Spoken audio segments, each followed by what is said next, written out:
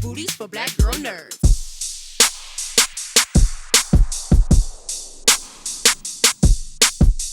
I get to see your beautiful cat ears. It's Thank exciting. you. I'm so sorry about that. I had to switch computers. I don't know what's going on with my computers. I've got to use the gaming computer instead of the professional junket interview I love computer. it. I think it's definitely the best part of my day. Well, Amy, thank you so much for taking the time to talk to Black Girl Nerds. I really appreciated it. I absolutely loved your film. It was an incredible thriller. I watched it with my mom. We really enjoyed it together. Thank you. And one of the things I wanted to talk about is, this story brings a new level of karma, especially when it comes to heartbreak. What initially drew you to this story to bring it to the big screen? Scott sent me his play, and I thought it was a really interesting way to kind of Trojan horse in some ideas around culpability and the way we can look at our own behavior. And perhaps if we don't take responsibility for the behavior in our youth, it might fall out on the shoulders of our children. And when you become a parent, that is the worst nightmare you can ever imagine. You wish you could go back and take responsibility and own the things you should have owned. And because it was motored with a kind of suspense genre, I thought, well, we're more likely to make ourselves available to going on this ride. And he's such a crafted writer. I thought, well, he's a great person and a great writer. Why not just jump in? Absolutely. It was so intense, such a great thriller to watch and consume. In the story, the character Anna is keeping secrets in her relationship with Eric, and Beth has a huge secret of her own. We're not going to give anything away here. Okay, and there's a lot of collateral damage that happens when those secrets are exposed. Do you think that keeping certain things contained is a necessary evil? Yes, I struggle with this all the time, right? Do my children need to know every single thing I did in my youth? No, they really don't. And I don't want to kind of endorse certain kinds of behavior that I had to learn the hard way. They'll have their own path. I feel like there's a difference between oversharing and giving them permission for bad behavior and acknowledging our frailty as human beings, acknowledging that we've been talking about generational trauma and how to mitigate the downstream damage of not telling the truth, how to mitigate the damage of knowing that somebody had a lived experience that because it's inconvenient, we don't acknowledge their truth. That has downstream effect that I think can be really damaging. And I think a lot of people have experienced it, and people have even perpetuated it. And whether you're on, which side of that experience you're on, there is liberation in oxygenating it and bringing it into the light and saying, yes, indeed, I'm capable of making mistakes.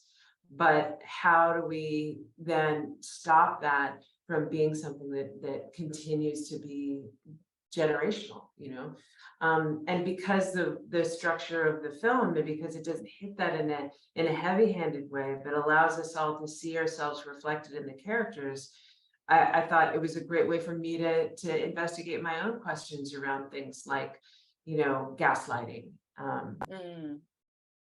Yeah, it's so interesting and complex the way all of these stories are sort of intertwined together, and how these characters have to do that in order to, how do they have to keep these secrets in order to kind of push the story forward.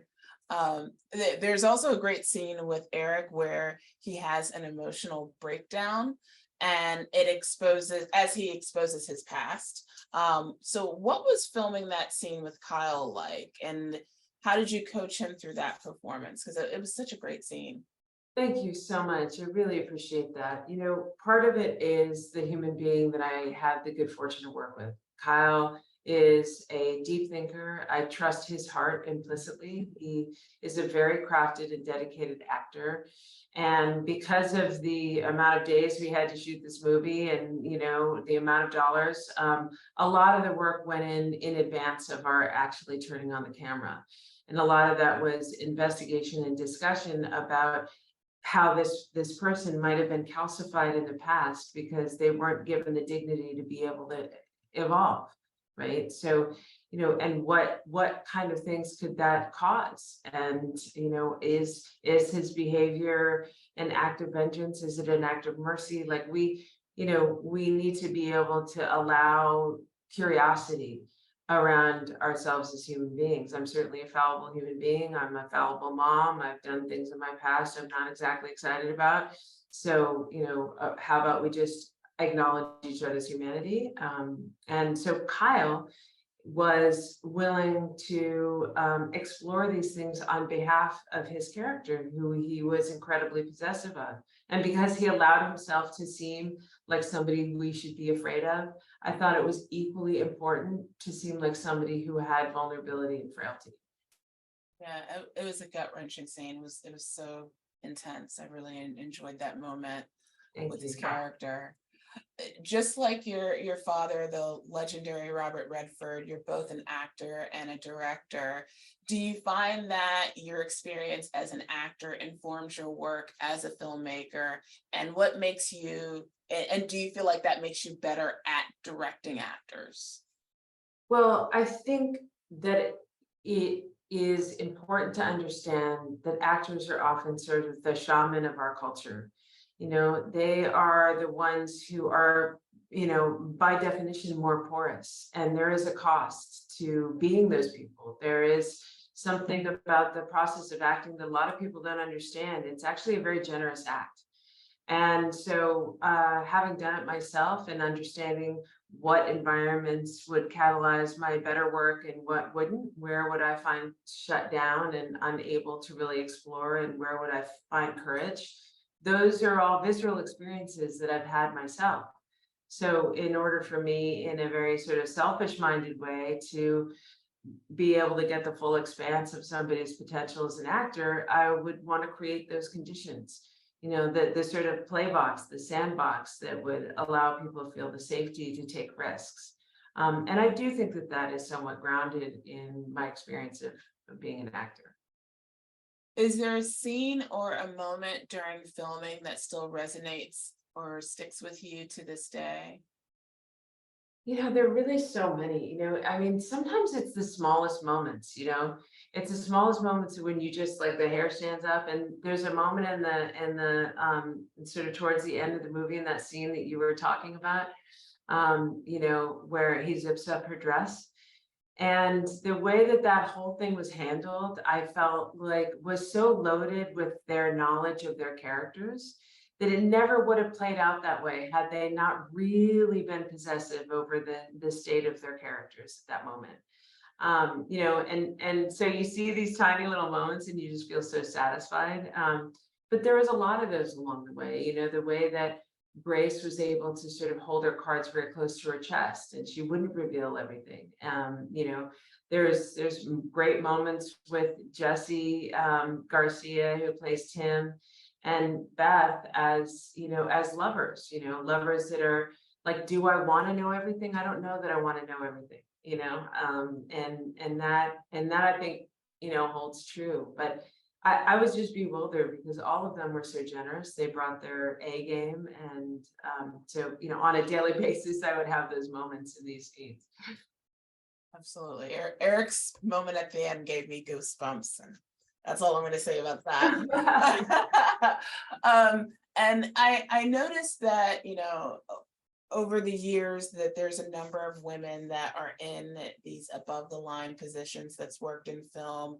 And I've noticed that looking at the credits of your film, that there's a lot of women that have worked on this production. Was that intentional? And do you think that the opportunities for women directors are getting better? It was strategic. I mean, there's a kind of efficiency and an incredible lack of external drama that seems to happen when there's talented women at the helm. It also just so happens that a lot of them were talented and women. I mean, I pick the best people for these positions.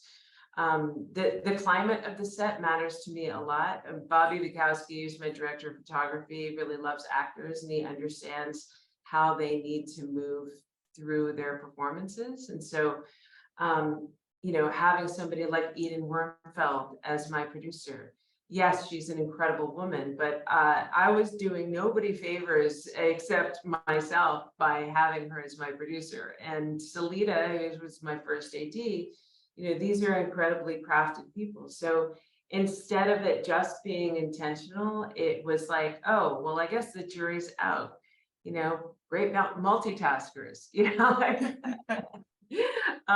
and I'm excited about that because it wasn't the climate that I stepped into when I started directing. You really had to bite and scratch in order to be taken seriously, to be able to say leadership doesn't necessarily need to look one way. I was having a conversation with a young woman director last night at our preview in New York. And she was like, well, what do I need to know about being a director? And I said, you need to know that you already know. You don't have to be like anybody else. If you're a soft-spoken person, you can communicate. You've been doing it your whole life. So I think there's a lot more elbow room for a different expression. And a lot of that does happen to be female-led, which I just find tremendously exciting. Absolutely. In this film, all of the characters, they're keeping secrets, and not everybody's hands are clean. What's the message that you want audiences to take away from watching this film? Like, what's the overall message that we should get from some of the characters and this overall narrative that's presented in What Comes Around? I like giving people agency to come away with their own messages and their own conclusions. What I hope is a provocation. When you decide to judge somebody, maybe it will be more interesting and more beneficial to be inquisitive and say, is there a genesis of this behavior that is worth understanding? I feel like we don't necessarily even do that with our enemies, and then we go to war in ways that don't make a lot of sense. So I'm hoping that it's a provocation for investigation, for curiosity, for saying to our children, well, you're using this device in this way. Instead of shaming them for it, instead of judging them for it, maybe say, well, what is this solving? And maybe I need to know more about what your lived experience is right now. We handed you these devices and now we're mad at you for using them. That doesn't make any sense. So part of it is, a little bit of that curiosity about ourselves, about each other. Is there something that I might be able to own from my youth that will be liberating for another human being to hear? That's sort of my desire, but I love hearing what other people's takeaways are. That's kind of what the fun is of being a filmmaker. Absolutely. Well, Amy, thank you so much for taking the time to talk to Black Girl Nerds. I absolutely love this film. It's oh my gosh, I love you all. I'm so glad you're in the space. I just adore all of the stuff that you do, and thank you for pursuing and continuing on. Thank you. And just, I love how this is just a great character study about, ethics and how the morals of things are blurred when it comes to relationships. And I love the plot twists that happen. And it really just took me by surprise. And I love it when films surprise me, because being a film critic and seeing so many films over the years, you get a little bit jaded, but this one, I was like, okay, this is different. So yeah, I appreciate that. I really appreciate you saying that. It means a lot to me. Thank you so much. You have a wonderful day. Take care. Bye-bye.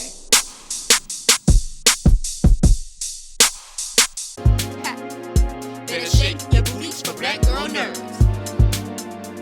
Better shake your booties for Black Girl Nerds.